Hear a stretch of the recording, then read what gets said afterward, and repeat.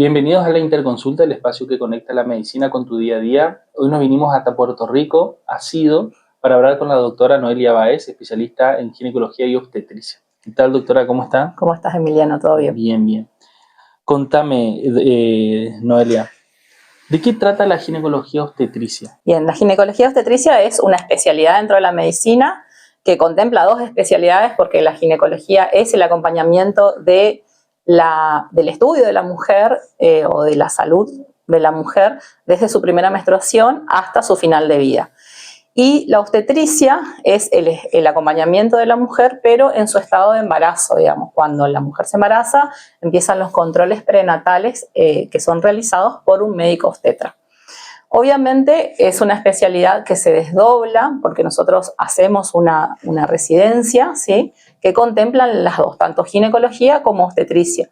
Entonces, el especialista acá en Misiones, que rinde en el colegio médico las dos especialidades, puede ejercer tanto ginecología o obstetricia, digamos. Bien. ¿Qué fue lo que te llevó a querer hacer, una vez recibida de médica, la especialidad y qué es lo que hoy en día te sigue gustando de tu especialidad? Bien, a mí el interés por la medicina se me despertó en el tercer año de la escuela secundaria y cuando me enteré que dentro de la medicina se podía hacer un montón de ramas, al principio de todo eso, sin haber todavía estado en la facultad, me interesaba mucho la ginecología, que era toda esta parte de qué le pasaba a la mujer, acompañar a la mujer. Estaba muy relacionado con ese tema porque tengo hermanas, tenía muchas amigas o tengo muchas amigas mujeres. Cuando llegué a la facultad me encontré con la obstetricia porque también es dentro de los 7 años de medicina. Nosotros teníamos una materia que era ginecología y una materia que era obstetricia. Después, cuando yo empecé la residencia, ahí me llamaba más el hecho del acompañar a la mujer embarazada. Si bien yo ejerzo las dos cosas y estoy colegiada de las dos especialidades, por ahí lo que más me lleva y lo que más me atrapa es el acompañamiento de esa familia. Y más que nada, ¿por qué? Porque me siento parte de esa familia. O sea, una mujer o una familia que consulta por su embarazo es como que te adopta como parte de su familia. Si bien es muy cortito el tiempo que nosotros estamos acompañando, porque son 9 meses y después empieza el nacimiento y empieza todo lo que es el puerperio, tenés un vínculo muy estrecho con la mujer gestante que la verdad que eso es lo que más me apasiona. Es poco tiempo pero intenso, digamos. Es poco tiempo pero intenso, exactamente. Bien. ¿Cuál crees que es el síntoma que una embarazada a veces minimiza pero que puede llegar a ser grave? Dentro de los controles del embarazo, nosotros al principio, ¿sí?, cuando recibimos a la mujer embarazada, nosotros lo que hacemos los médicos obstetras es distinguir en qué riesgo está esa mujer. O sea, si es un riesgo bajo, si es un riesgo intermedio, si es un riesgo alto. Eso se da con el interrogatorio de la primera consulta. No hay un síntoma específico que en el embarazo yo dé como pacto neumónico, digamos. O sea, esto sí. ¿Por qué? Porque va cambiando el trimestre y en cada trimestre aparecen distintas cosas. Pero sí, yo tendría que elegir dentro de todos los síntomas que podría yo darle como una recomendación, y yo siempre lo digo, es a mis pacientes de que la mujer embarazada no menstrua. Entonces, si yo tengo un sangrado por mis genitales estando embarazada, ese es un signo de alarma de consulta inmediata, digamos. Y después vos tenés vómitos, náuseas, cefaleas, que son síntomas que vos lo podés ir manejando de una manera remota, digamos, pero el sangrado en el embarazo sería como, en todo el embarazo, sería como un síntoma alarmante por lo que tendrían que consultar. Bien. Si bien muchos ya saben, pero ¿es importante planificar el embarazo o es algo que uno puede simplemente, se puede dar y independientemente del momento, de la situación, va a llegar a buen puerto? Esa pregunta es relativa porque si nosotros nos ponemos a pensar, hay mujeres que se embarazan sin planificarlo y llegan a un embarazo de término sin ninguna comorbilidad o sin ninguna enfermedad agregada, sin ninguna complicación. Pero la realidad que hoy en día las recomendaciones son que está bueno tener una consulta previa, una consulta preconcepcional, se le llama, ¿sí? Dentro de la especialidad de la ginecología. O sea, una mujer que, no sé, que quiere a futuro embarazarse, tendría que hablar con su médico ginecólogo para esa consulta preconcepcional. Amén de que se embarace o no, de que decida dejar el método anticonceptivo o no. ¿Por qué? Porque dentro de esa consulta preconcepcional nosotros podemos ver, por ejemplo, ver en qué edad está la mujer. Las mujeres hoy en día se embarazan un poco más tarde, hay una disminución en la tasa de natalidad en la Argentina bastante notoria, y eso es porque la mujer retrasa también la primera concepción. Antes las mujeres se embarazaban a los 24 años, hoy el tope mínimo es 34 en adelante, entonces es como que estamos llegando de manera distinta. Y cuando la mujer pasa la edad de los 32 años, la realidad es que tiene otras comorbilidades del embarazo. Entonces, la consulta preconcepcional de saber a qué edad está bueno que yo me embarace, cuál es la edad ideal y cuáles son las cosas que tengo que tener en cuenta, tanto desde la actividad física, desde la buena alimentación, de la suplementación con el ácido fólico, cuándo dejo el anticonceptivo, me tengo que hacer enfermedades de transmisión sexual yo antes del embarazo, se tiene que hacer mi pareja. Todo eso es ideal que lo hagamos en la consulta esa que se llama preconcepcional.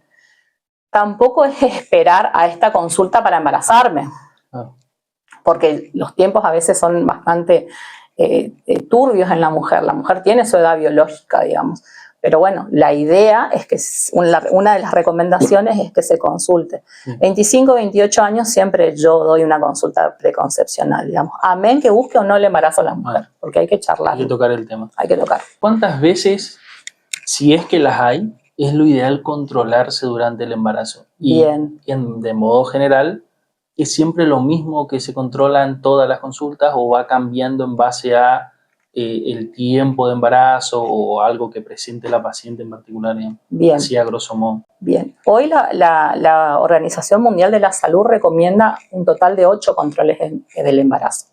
Pero eso también va a depender del riesgo que tenga esa mujer, porque no es lo mismo una mujer que nunca ha tenido hijos y que no tiene ninguna enfermedad social embarazo, que una paciente por ahí que viene buscando embarazos y los viene perdiendo, una hipertensa o cesáreas que tengan más de 2 cesáreas. O sea, cambia el control prenatal, pero la idea es controlar una vez por mes el embarazo. Y sí, va cambiando los estudios que uno va pidiendo.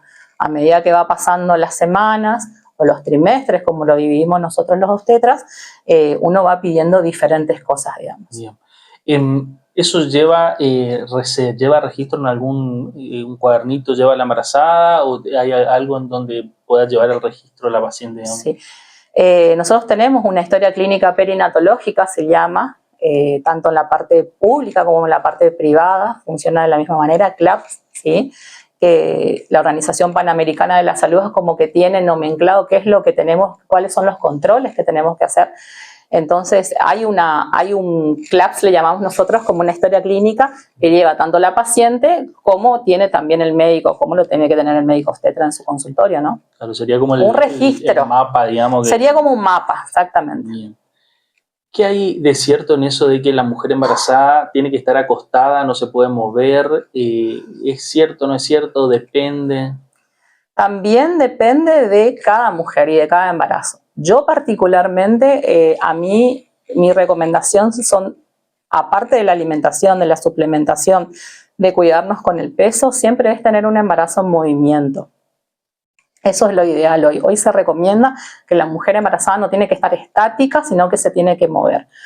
Obviamente de acuerdo a lo que va cursando el embarazo. Si no hay ninguna complicación, puede seguir haciendo su actividad física, puede seguir trabajando. Pero lo otro más importante y otra de las recomendaciones es que conecten con el embarazo. Porque si yo sigo haciendo mi vida de la misma manera en que yo venía haciendo antes de estar embarazada, y me embarazo y pretendo seguir haciendo exactamente lo mismo y no conecto, no hay una conexión. Hoy en día se sabe que hay muchos neurotransmisores que se transmiten de madre a hijo, está la epigenética, hay muchas cosas que nosotros podemos cambiar dentro de nuestro bebé estando embarazadas, Entonces tenemos que conectar, o sea, la salud mental y la conexión que yo tenga es muy importante. O sea, hoy se recomienda, son muchos pilares dentro de la obstetricia, pero uno de los más importantes es eso, sentirse embarazada, saber que hay una persona que estoy gestando dentro y que sí me voy a poder mover, pero por ahí no a lo que yo venía haciendo en la semana que no estaba embarazada, digamos. Es muy interesante esto que decís de la epigenética porque ya es algo que se viene hablando hace mucho de cómo el medio ambiente y estas cuestiones de, vos decís, la relación, la conexión de la madre con esa gestación, cómo influyen los genes que se van expresando y que en definitiva dan después a ese bebé, así que es súper importante eso, que es algo que la verdad que hace mucho se viene hablando, pero es mucho en el ambiente médico y porque por ahí la gente no entiende o no sabe eso. Sí, el tema del dolor de panza en una mujer embarazada, ¿cuándo hay que preocuparse? ¿Cuándo no? También es otra cuestión que por ahí siempre alarma, siempre asusta un dolor de panza. ¿Y qué crees vos o qué recomendación das vos con respecto al dolor de panza? Bien, yo siempre les explico de una manera como para que nos imaginemos qué es un útero gestante o cómo crece un útero. El útero es un órgano que está dentro de la pelvis ósea, ¿sí? Que a medida que va pasando las semanas de embarazo va saliendo de esa pelvis y se convierte en un órgano abdominal, ¿sí? Entonces, yo siempre hago esta relación, que es como una bombucha de agua muy chiquitita, ¿sí? Que se va inflando, se convierte en un globo y al final del embarazo es una piñata llena de agua con contenido adentro. Todo ese estiramiento que genera el músculo del útero, la mujer lo va a sentir. ¿Ah? Entonces, eso es normal y fisiológico que pase, que la mujer sienta que hay ese crecimiento del útero. Ahora, si ese crecimiento genera un dolor y ese dolor no le permite a la mujer hacer su vida habitual, levantarse de la cama, ir al baño, ir a las actividades físicas, inclusive tener relaciones sexuales, obviamente que eso es un signo de alarma. ¿Ah? Pero si yo entiendo, y esto es una explicación de consultorio para que se entienda que hay cambios que voy a sentir, que a medida que va pasando la semana, yo siempre les digo, el sexo se ve a la semana 20, hasta la semana 20 está por debajo del ombligo, hasta las 22 semanas no le vas a sentir mover, o sea, mientras vos no menstrues a esta semana es porque estamos embarazadas, después de 22, 25 le vas a sentir mover, o sea, toda esa explicación genera que darle tranquilidad a esa persona y a la familia sobre todo, que eso es normal que suceda. Y la pauta de alarma es si yo me invalida para hacer algo, cualquier síntoma, los vómitos, las náuseas, la cefalea, la labilidad emocional, porque las mujeres embarazadas pasan por una labilidad emocional. O sea, está muy contenta en algunos momentos, muy triste en algunos otros, pero si yo no me puedo levantar de la cama porque estoy muy angustiada, porque tengo miedos, y la realidad que es un momento de consulta, no solamente con el obstetra, sino con todo el equipo que acompaña al obstetra. Bien. ¿Qué signos vos ves o qué signos tenés en cuenta o le pedís a tu paciente que tenga en cuenta para pensar en si tiene algún problema de presión? Depresión de sangre, presión arterial. Exactamente. A ver, lamentablemente la hipertensión arterial en todas las personas, estemos o no embarazadas, no tiene un síntoma que la podemos evidenciar. A ver, si a mí me duele la cabeza, puedo tener presión baja, o puedo tener el azúcar baja, o puedo tener la presión alta. Si a mí me duele el dolor de nuca, o me duele la boca del estómago, lamentablemente la hipertensión es silenciosa. Y en la mujer embarazada también. Obviamente nosotros como obstetras tenemos screening, ¿sí? Dentro de la búsqueda y la hipertensión. O sea, la sospecha es que esta mujer pueda ser hipertensa por sus antecedentes, ya sea antecedentes familiares, ya sea porque haya tenido embarazos anteriores que hayan tenido una hipertensión. Entonces, nosotros siempre como búsqueda pedimos dos tipos de estudios, que es a las 11, 14 semanas, que se pide un Doppler de las arterias uterinas. Las arterias uterinas son arterias de la mujer, ¿sí? Que van a irrigar a la placenta de ese bebé. La placenta es el órgano que está entre la mamá y el bebé.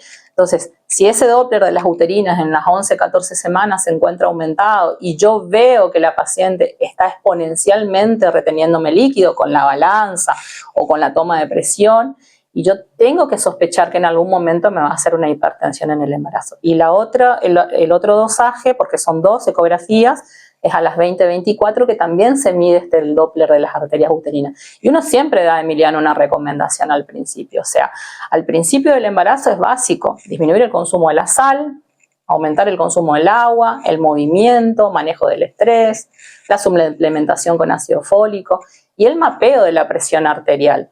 Porque podemos en consultorio no verla, pero puede ser que en casa esté, y cuando está se puede presentar con los dolores de cabeza, con la fotofobia, con los acúfenos, con los zumbidos, digamos, con el dolor en la boca del estómago. Entonces ahí anda, tomate la presión y avísame con cuánto estamos, ¿sí? Pero es silenciosa. Siempre, como dijiste al principio, es una relación muy intensa entre la obstetra y la mujer embarazada por estas cuestiones, ¿no? Que a veces tiene que sí, estar uno a veces tenemos que estar al pie del cañón. En el embarazo, ¿hay que hacer dieta? ¿Hay alguna nutrición en especial? ¿La embarazada puede comer lo que quiera? No es una enfermedad el embarazo. En teoría estamos todas preparadas para quedarnos embarazadas, es fisiológico, el cuerpo está preparado, pero sí hay algunas recomendaciones. Y las recomendaciones depende de cómo ingresa, cómo está el peso de esa mujer al ingreso del embarazo. Podemos sugerirle las sugerencias entre 9 y 12 kilos, no más de 15 en todo el embarazo. También la alimentación, tratar de comer cosas que me nutran a mi embarazo, y eso tiene que ser apoyado por una nutricionista. Yo tengo un equipo de trabajo, la nutricionista, a veces el psicólogo, también el endocrinólogo. O sea, tengo un equipo en donde yo voy viendo si yo te tengo que apoyar con la nutrición, y vas a ir seguramente a las consultas con la nutricionista. Yo siempre pido 2 o 3 consultas con la nutricionista. Comer carne cruda no se puede en el embarazo, fumar no se puede en el embarazo, tomar alcohol no se puede en el embarazo. Y consumir ninguna droga que no esté prescrita por alguno del equipo de trabajo, digamos. Entonces, sí hay recomendaciones con respecto al peso. ¿Habitualmente solés usar algún tipo de tecnología? No sé, bueno, ahora están las recetas digitales y todo eso, que bueno, es obligatorio. Sí. ¿Pero alguna otra tecnología que uses así que llame la atención? Y yo dejé de usar, yo en toda mi residencia, nosotros empezando por escuchar los latidos fetales, antes escuchábamos con el pinar, por ejemplo, que era como una corneta que yo me apoyaba arriba de la madre, y después en mi residencia apareció el Doppler fetal, o el Sony le llamamos nosotros, que es una tecnología que yo aplico a mi consultorio. O sea, las pacientes a partir de las 12, 14 semanas, todas se van con la escucha de su bebé desde el consultorio. Después dejé de usar el famoso, para sacar la edad gestacional, el famoso gestograma, por aplicaciones que tengo que por ahí son más precisas, porque una de las consultas siempre, la primera consulta de todas las consultas, es sacar la edad gestacional para saber dónde estoy parada yo con esta paciente. Entonces, eso, bueno, me bajé tengo un sistema de historia clínica electrónica en donde puedo compartir con la paciente también, todo lo que es recetas electrónicas. Hoy está en auge, vino para quedarse. La escuchaba el otro día a Ana, que a veces se nos complica con algunas cosas.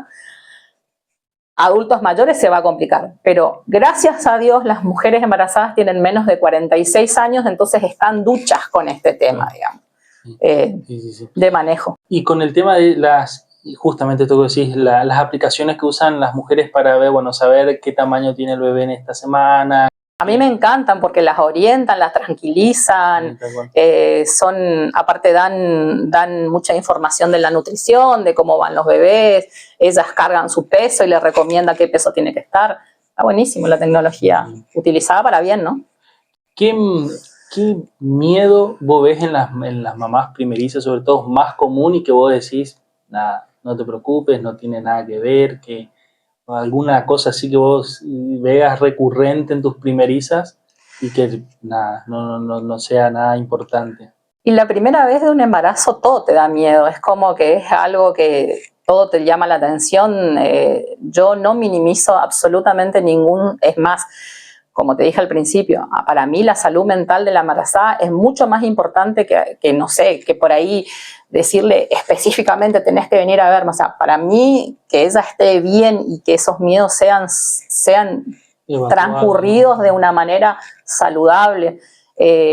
Pero yo creo que el mayor miedo, y antes de la semana 14, es que el embarazo no avance o perderlo, y después de ahí es como que la mujer entra en una meseta de tranquilidad, semana 32, 34, ya cómo va a venir, qué voy a decidir, si quiero parto, si quiero cesárea, y después en semana 40, cómo lo alimento. O sea, siempre no hay algo específico, digamos, siempre va cambiando a medida que va avanzando el embarazo. Bueno, sé también que parte de tu trabajo diario tiene que ver con la adolescencia, ¿sí? En una etapa bastante difícil y también hay muchos cambios hormonales, al igual que en el embarazo. Ahora, hace un tiempo ya salió publicado en varios medios y también el gobierno lo publicó, el aumento de casos de sífilis que hay en jóvenes, ya hay casi 46.600 casos nuevos. Hay un 71% de incremento con respecto al mismo mes el año anterior, y se da sobre todo en edades entre 15 y 39 años. La verdad que para la altura de la tecnología y del avance de la ciencia que estamos, es algo que llama la atención. ¿Qué ves vos de esto? ¿Te pasó de tener casos así en el consultorio? ¿Cómo crees vos o qué crees vos que estamos fallando por ahí desde el salud en esta situación? Bueno, como bien dijiste, yo también me gusta, otra de las pasiones que descubrí y no hace mucho tiempo, y creo que cuando mi hija empezó a ser adolescente, me empezó a llamar la atención un montón de cosas. Tengo colegas que están muy bien formados en adolescencia, que hacen su apoyo constante a mi formación, digamos. Es otra especialidad dentro de la ginecología infanto-juvenil se llama, que está orientada más que nada a orientar hacia la salud sexual y, como te estaba explicando hoy, no reproductiva de nuestros adolescentes. Es alarmante las cifras que se están publicando con respecto al aumento de casos de sífilis. Hoy 3 de cada 4 adolescentes dan un test de sífilis positivo.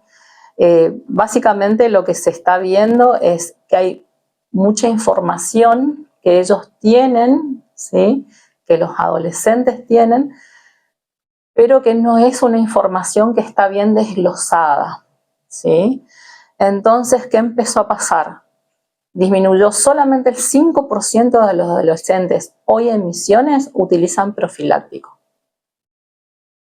El auge que tuvo los anticonceptivos de larga duración, como los implantes, como la colocación del IU, como la toma de pastillas anticonceptivas por parte de los adolescentes, hizo que solamente quieran prevenir el embarazo, pero no se informan que no solamente el embarazo es lo que tenemos que tratar de evitar en ellos, sino también las enfermedades de transmisión sexual. El preservativo, hoy en día, condón, forro, como le quieran llamar, bien utilizado durante todo el acto sexual y en todas las relaciones sexuales que se tenga, es el único método de barrera que nosotros tenemos para las enfermedades de transmisión sexual.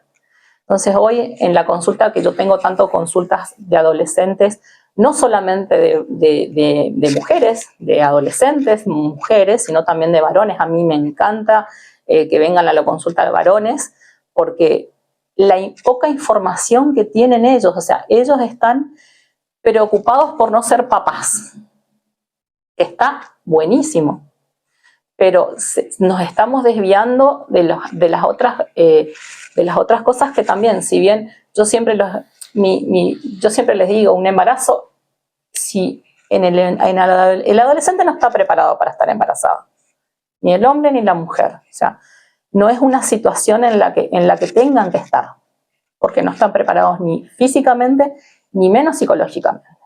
La van a llevar y la van a llevar, pero le va a atravesar un montón de situaciones médicas y ni hablar de parte de su salud emocional.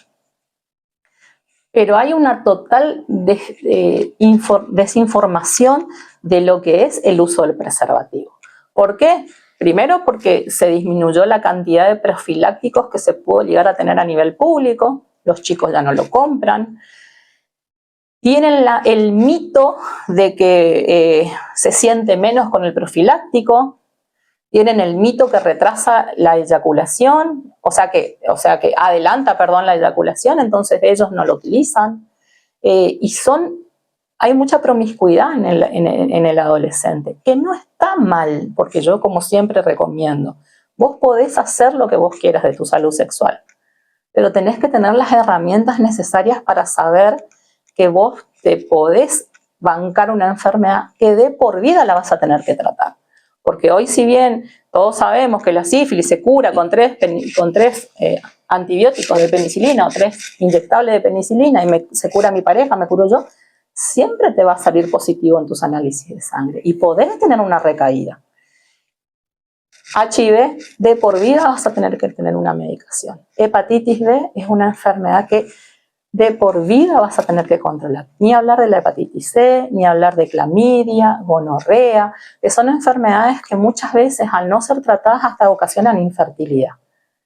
Entonces, es preocupante, y hay que salir a hablar con los adolescentes, atraerlos a los adolescentes y a generar espacios de consulta.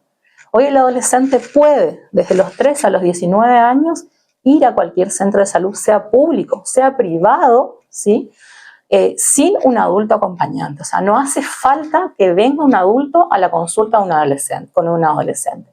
Ellos deciden cómo cuidarse, deciden hasta inclusive si se quedan embarazados, pueden hacer la interrupción voluntaria del embarazo. Para llegar a eso, nosotros tenemos que llegar antes. Yo siempre digo, llegando antes, llegamos mejor. Entonces a mí me gusta charlar mucho con los adolescentes y dar buena información. Así que bueno. Hoy ves mucho todavía que en un momento también fue una problemática de salud el embarazo adolescente. Es una problemática, porque con esto también de que a veces se corta la provisión de la medicación anticonceptiva, no saben cómo tomarla, se olvidan cómo tomarla. A veces no tienen el acceso para comprarla. A veces el implante o el famoso chip, le digo yo porque le dicen chip, a veces ocasiona alteraciones del ciclo, entonces las chicas se ponen y en los 6 meses se sacan y no tienen un buen manejo de su anticoncepción y se quedan embarazadas. Y una embarazada antes de los 19 años es un embarazo de alto riesgo. Tienen más propensiones a anemia, a que nazca antes del bebé, que eso se llama amenaza de parto prematuro, más diabetes, o sea, hipertensión en el embarazo. Y son madres niñas, digamos, porque no están todavía corta la escuela, si bien el sistema de salud y la educación tendrían que trabajar en esto para que una adolescente embarazada no tenga que cortar su escolaridad. La cortan, la dejan igual. El embarazo adolescente no tendría que existir, digamos. O sea, por eso se llama salud sexual y no reproductiva de los adolescentes. ¿Ves vos en el día a día alguna otra problemática en el adolescente, amén de esto que ya comentamos, en tu práctica diaria, sí, digamos? Sí, el consumo problemático de sustancias. Eso es uno. Después también lo que son los malos vínculos que se generan, que por ahí vienen acarreados con el consumo del abuso del alcohol, de drogas no lícitas, del vapor. Hoy el vapor, vos salís por todos lados y te venden un vapor, y el vapor es lo más nocivo que existe para el adolescente. Si bien tiene un aroma lindo, me queda bien, nos queda bien a todos, es súper nocivo. Se está viendo muchas alteraciones a nivel respiratorio de adolescentes jóvenes. O sea, jóvenes, estábamos hablando de menos de 19 años con una neumonía atípica o que no podemos tratarlas con antibióticos comunes. El abuso del alcohol. Hoy los chicos entre 13 y 15 años ya consumen alcohol de manera exponencial en todas sus salidas. Y Y lo que más se está viendo y lo que se preocupa, y lo que más preocupa también, aparte de esto, es las relaciones que están teniendo con pares, con los padres, con el colegio, entre ellos mismos, para con ellos mismos. Entonces, tienen muchas aristas, pero yo no creo que sea imposible. No creo que sea imposible abordar. Yo creo que con mucha charla, mucha paciencia, abrir la cabeza, porque si también nosotros nos ponemos encerrados en que no, mi hijo no va a ser. Tu hijo va a ser igual. Tu hijo va a ser igual. Con tu consentimiento o sin tu consentimiento va a ser igual. ¿Qué es más fácil? Que vos le des las herramientas para que cuando lo haga, sepa qué decidir. Sepa dónde está parado, digamos. Con la doctora Kondrasky hace un tiempito hablábamos lo mismo, que se está viendo patologías que antes eran del adulto mayor o del adulto, hoy lo vemos en el adulto joven. Y la verdad que preocupa, y bueno, sobre todo con esto de la expectativa de vida que se extiende, creo que mucho tiene que ver con esto que vos estás comentando, de ya que en edades tempranas se empiezan con muchas cosas nocivas, y que obviamente después a los 30 y largo, 40 años, aparecen patologías que antes eran rarísimas de verlas, y que si se veían eran por alguna alteración genética que tenía que uno ir a buscar, y hoy en día no. Hoy es por los hábitos de vida. Claro. Y bueno, habíamos hecho en Instagram unas preguntas, o sea, habíamos abierto a la gente para que te hagan preguntas, que yo le había comentado que hoy iba a hablar con vos, así que bueno, hay algunas preguntas de algunas chicas que te las voy a transmitir. Maybury dice, durante el embarazo, ¿soda sí o soda no? ¿Y a qué edad gestacional recomendás hacer la vacuna para madurar los pulmones? Puede tomar cualquier bebida que no tenga alcohol. Lo ideal siempre es agua potable, de la canilla, natural o de donde pueda. La soda se puede tomar tranquilamente, lo que pasa es que le puede ocasionar un poco más de acidez. ¿Tá? Bebidas alcohólicas no, pero soda sí se puede tomar. Bien. Y la vacuna para madurar los pulmones. Bueno, yo usualmente como protocolo no hago la maduración de los pulmones. Se puede hacer entre la semana 24 hasta la semana 34, algunas bibliografías hablan de 36,6, ¿sí? Pero eso sí hay algún riesgo de que haya un nacimiento antes de la semana 37, pero por protocolo no lo indico. Claro, es algo que sí o sí No, es más, ya te digo, hace mucho tiempo que no lo hago. Bien. Damaris dice, ¿es mejor la cesárea o el parto? Depende de lo que la mujer quiera. Bien. Yo siempre recomiendo, si es una paciente menor de 35 años, que es su primer bebé, que no tiene ninguna morbilidad y quiere probar un parto natural, tranquilamente lo puede hacer. Y las mayores de 35, a veces esos embarazos son, un poquito más, con alguna comorbilidad más, siempre está la hipertensión, siempre es el cuarto tratamiento que hice en fertilidad para quedarme embarazada, entonces empiezan los miedos, y donde hay miedos, pero parto natural, bienvenido sea. Jessica dice, ¿puedo quedar embarazada si tengo piedras en la vesícula? Las famosas patitas en vesículas. Y la realidad que sí, puede quedar embarazada. Embarazada podemos quedar todas. Con piedras, sin piedra en las vesículas. Si tomamos anticonceptivo, no, por supuesto, porque es un método de barrera para la ovulación. Pero va a ser un embarazo que se tenga que controlar un poquitito más, porque no puede comer cualquier cosa, porque las personas que tienen piedras en la vesícula se tienen que cuidar con la alimentación, entonces ya de por sí, cuando se embaraza, se tiene que cuidar el doble con la alimentación. Bien. Y la última dice Andrea, ¿hasta qué edad puedo buscar un bebé? Uy. Hoy las recomendaciones, la realidad que ha cambiado un montón. Antes se decía que los 35 años era la barrera, como la barrera tope. Hoy sabemos que hasta los 42 las mujeres podemos tener embarazos con nuestros óvulos viables, digamos, o nuestros óvulos nacen con nosotras y tienen nuestra edad. Entonces hay que entender que una mujer que se embaraza con 42 años de sus propios óvulos, y se puede embarazar, sí, puede tener un embarazo saludable, sí, puede ser un embarazo riesgoso, puede ser que no avance el embarazo. Hoy con óvulos propios hasta los 42, y después sí está en auge el tratamiento de fertilización asistida, que creo que en Argentina se extendió hasta los 49, 50. Ahí llegó como un tope máximo. Bien. Bueno, estamos llegando ya casi al final de la entrevista, así que vamos a hacer un ping-pong de preguntas así rápidas. Y bueno, quiero que me contestes al hueso. Bien. ¿El peor mito sobre el embarazo que escuchaste en la calle?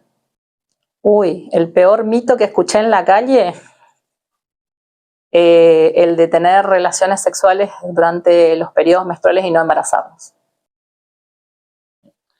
¿Un síntoma del embarazo que parece normal pero que tiene que ir a la guardia? El sangrado menstrual. ¿Antojos es una necesidad real del cuerpo o psicología nada más? Depende. Es psicológico. ¿Se puede tomar una taza de café al día durante el embarazo? Se pueden tomar 2 tazas de café al día con leche en el embarazo, pero que no sea café de máquina. Bien, bien, bien. ¿Mate sí o no durante el embarazo? Si la mujer no tiene acidez, puede tomar mate. Bien. ¿Gimnasio, actividad física en el primer trimestre del embarazo? Depende, si el embarazo viene todo saludable y es una mujer que viene haciendo actividad física, que siga haciendo actividad física. Bien. ¿Ecografías 4D o 5D, una herramienta médica útil o solo foto para el Solamente recuerdo? foto para el recuerdo. Bien. ¿Googlear dolores o calambres o cambios en el embarazo, permitido, prohibido? Permitido todo lo que quieran, mientras vengan a la consulta y se saquen las dudas. Y vean si don Google tiene razón. ¿Suplemento de hierro y ácido fólico indispensables para todas o depende de cada caso? El ácido fólico es indispensable. Hasta la semana 12, 14 yo lo doy. Y suplementos con hierro, estamos teniendo mucha deficiencia de muchas anemias por deficiencia de la ingesta de carnes. Entonces yo fui cambiando mi vista, digamos, y yo suplemento ahora con hierro. Aparte me ayuda también para la lactancia, que eso es muy importante, o para el después, digamos. Si pudieras prohibir un alimento de la dieta de tus pacientes, ¿cuál sería? Hay ninguno. El alcohol está prohibido. Claro. Pero... El error más común que cometen las madres, los padres cuando intentan hablar de educación sexual en la casa. Pensar que lo saben todo y que el hijo le está escuchando.